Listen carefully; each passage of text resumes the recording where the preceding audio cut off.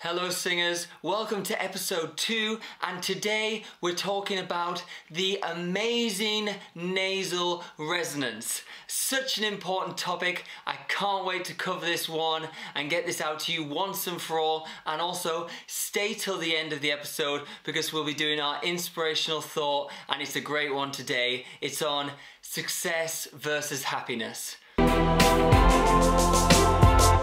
So what is nasal resonance?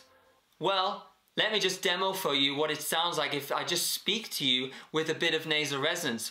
Right now, my soft palate's pretty high, and then if I slightly lower it, it's gonna sound a bit lower and a bit nasal. That's quite nasal. But then there's all the various degrees between that and it going back up to a high soft palate.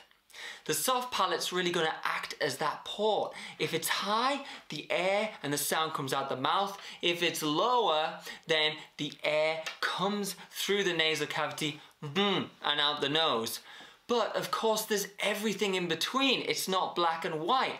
We could be 90% mouth resonance, 10% nasal resonance. We could be 85% mouth resonance and 15% nasal resonance. All these various degrees are going to be so helpful to you as a singer. Try it with me now.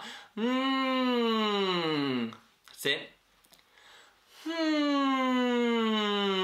Feel the sound really buzzy and forward.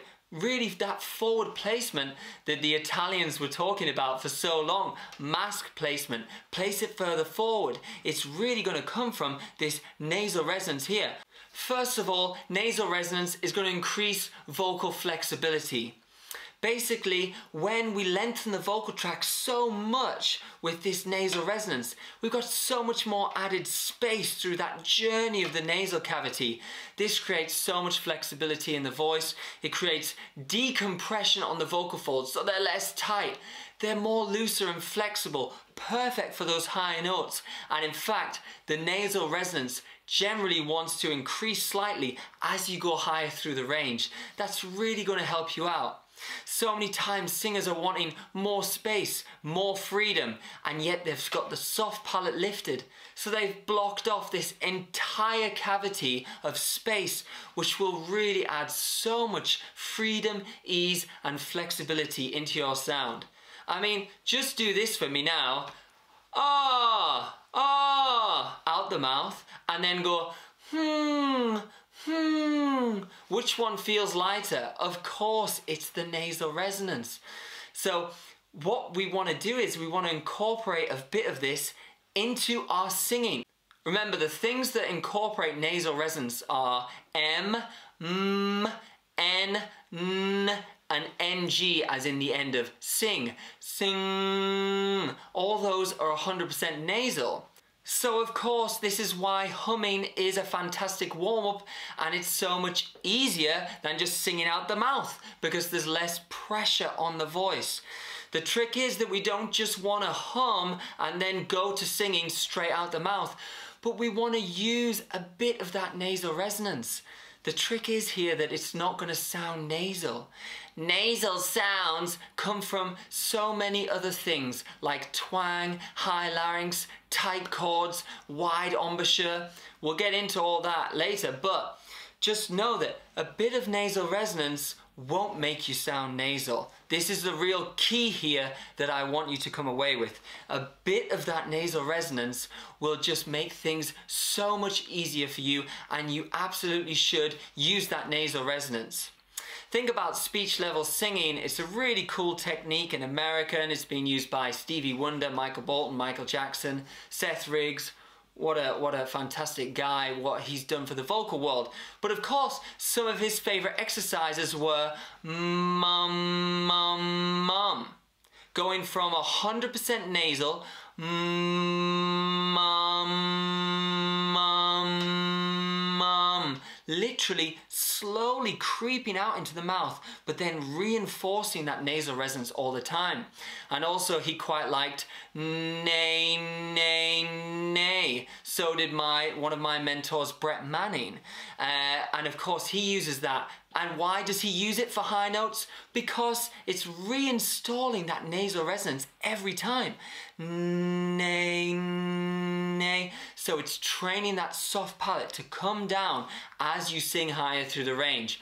That's exactly why those exercises work and exactly why they've been so popular for so many years. So I hope that really just gives you a better idea of exactly why nasal resonance is so important.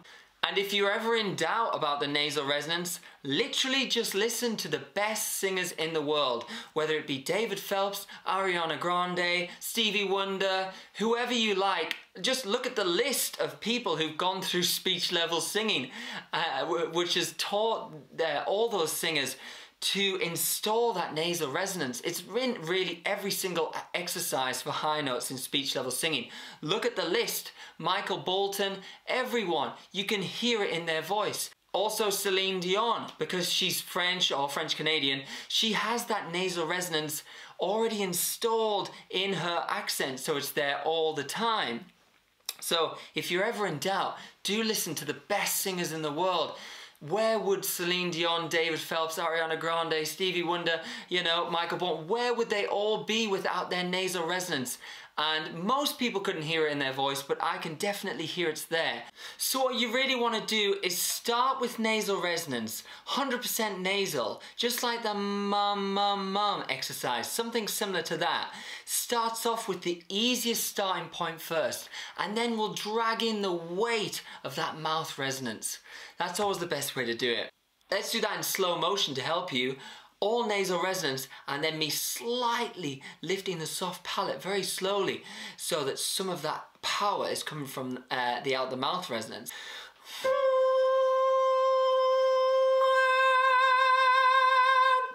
Something like that.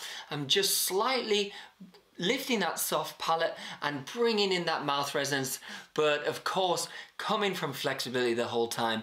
That really is key always, and then we can build in as much power as we want. I could go from that to full voice or anything. So you can try this on any note in your range. It's always going to work, and you're going to find that it's going to be a bit easier if you've got that nasal resonance.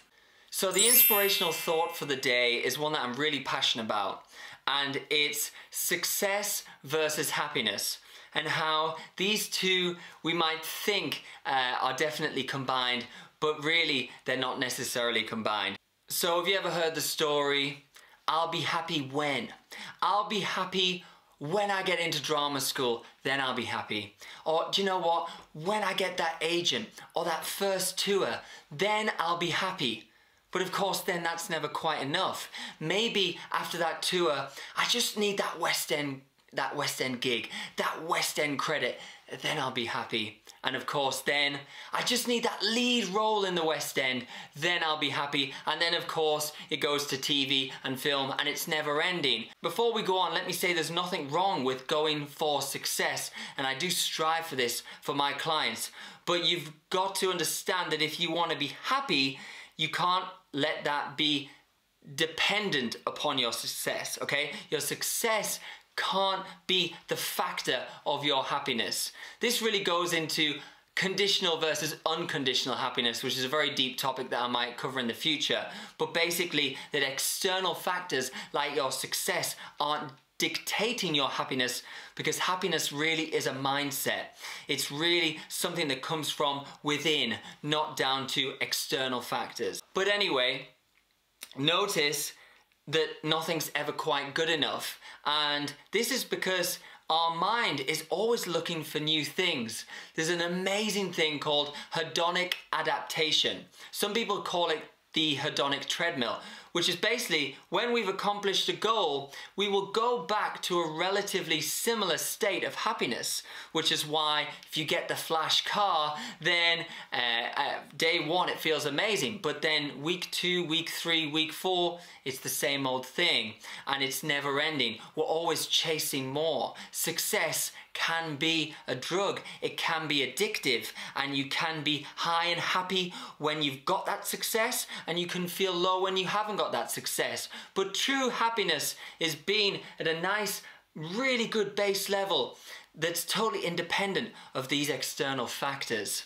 So just know that do strive for success, do strive for mastery in your life, but don't let your happiness be dependent on that.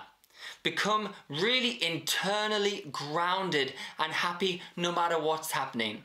This could mean that maybe your career isn't going so well, but you could still be happy.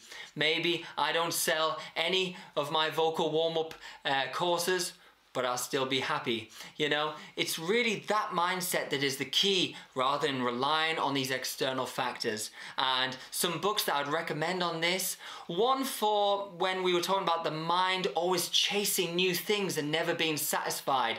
It really is a rat race that you're never gonna win. Ego is the Enemy by Ryan Holiday was a great book that really helped me with that understanding. And the godfather of all happiness really, I would say, was Martin Seligman with his Authentic Happiness book. If you really want to understand what it means to be happy and truly understand that it's not actually linked to your success in life, then that book is really going to change your life. So I hope that helps so much, singers, and until next time, until the next episode, I will see you then. All the best. Well, thanks so much for watching. Please like this video for me, comment your thoughts below, and also share it out if you found it of great value to you.